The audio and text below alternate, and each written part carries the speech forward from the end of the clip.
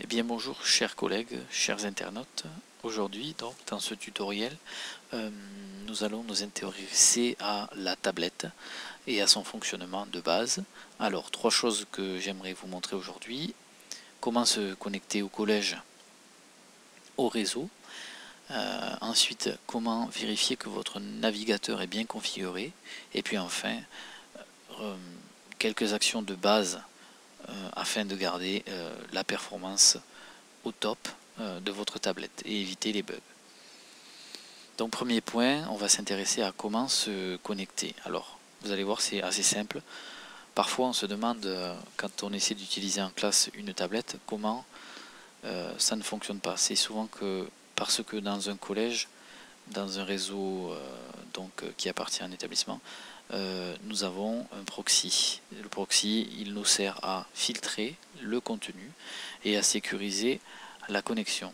Donc c'est important de bien connaître à quoi ça sert et surtout de connaître les identifiants pour pouvoir vous connecter en classe et ne pas arriver le jour où vous proposez votre cours sur tablette sans avoir les codes. Alors pour se connecter à un réseau d'établissements scolaires, nous allons cliquer sur paramètres, puis nous allons donc allumer le Wi-Fi et cliquer sur le réseau donc qui apparaît. Donc ici vous aurez normalement l'identité du réseau qui sera déjà renseignée. Donc nous on va marquer par exemple Wi-Fi collège, voilà, et donc il faudra rentrer un mot de passe, donc on peut l'afficher en cochant cette case là. Donc vous mettez classe par exemple, ça c'est un mot de passe au hasard. Voilà, bon, ce qui va être important maintenant c'est de renseigner le proxy. Alors pour renseigner le proxy, vous allez cliquer sur afficher les options avancées, vous allez descendre un petit peu et vous allez voir que ici on vous propose donc des options. Il va falloir cliquer sur manuel, voilà, et du coup vous allez pouvoir donc renseigner le proxy. Allez, on y va. Donc on va renseigner un proxy au hasard.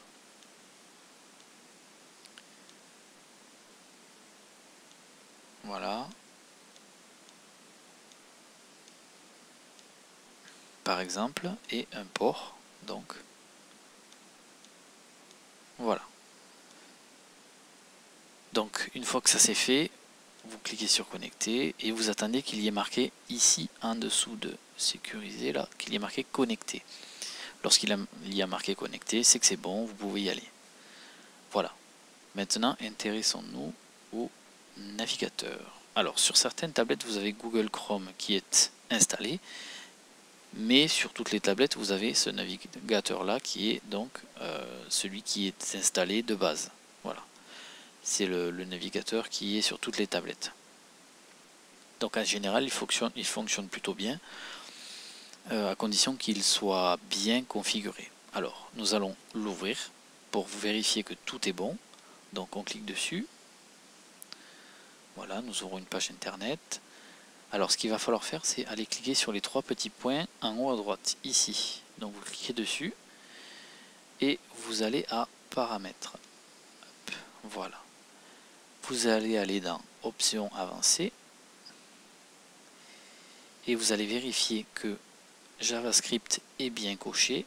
S'il n'est pas coché, il faut le cocher, c'est important.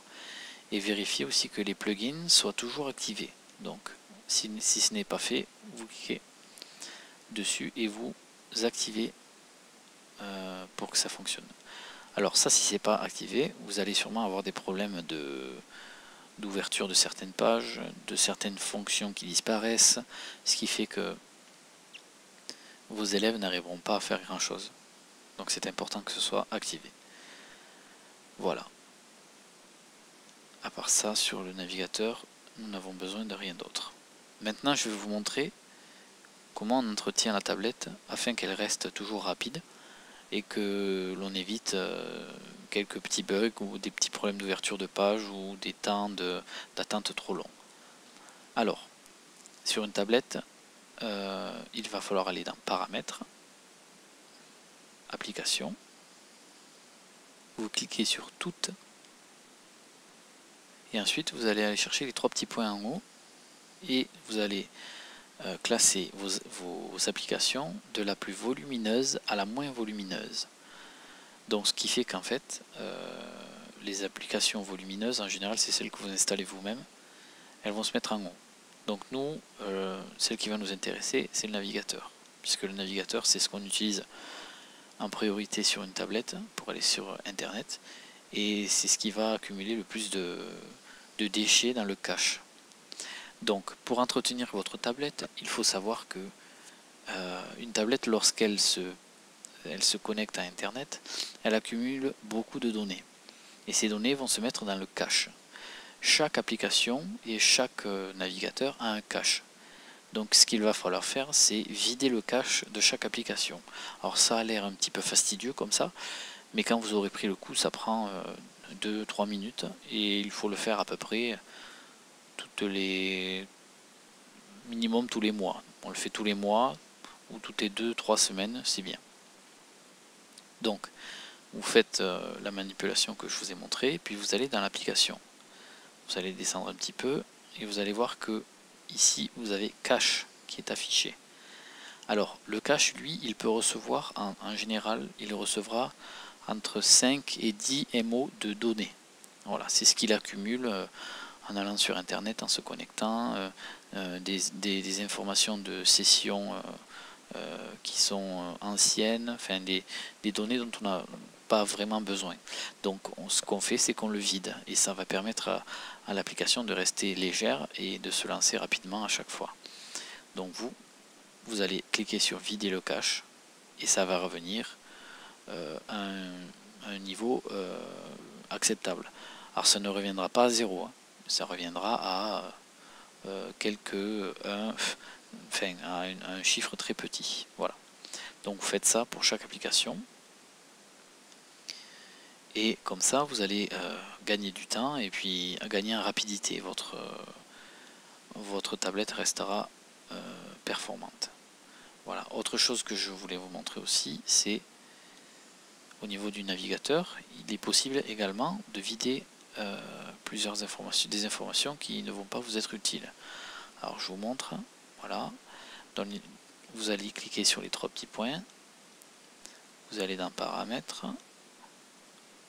vous allez dans confidentialité et sécurité, et donc là vous pouvez déjà vider le cache, mais vous pouvez effacer l'historique. Ça aussi c'est pas forcément utile, donc on peut l'effacer. On peut effacer les cookies aussi. Les données de formulaire, c'est donc si vous avez rempli des informations de connexion, ça peut être intéressant à effacer pour la sécurité, si quelqu'un regarde votre tablette quand vous n'êtes pas là, ou voilà, pour éviter que quelqu'un se connecte à vos comptes sans que vous le sachiez. Vous pouvez effacer aussi les mots de passe, voilà, pour que en fait votre utilisation reste confidentielle. Voilà. Je pense que nous avons fait le tour de toutes les fonctionnalités et les opérations de base. Je vous souhaite bon courage et à bientôt pour un prochain tutoriel.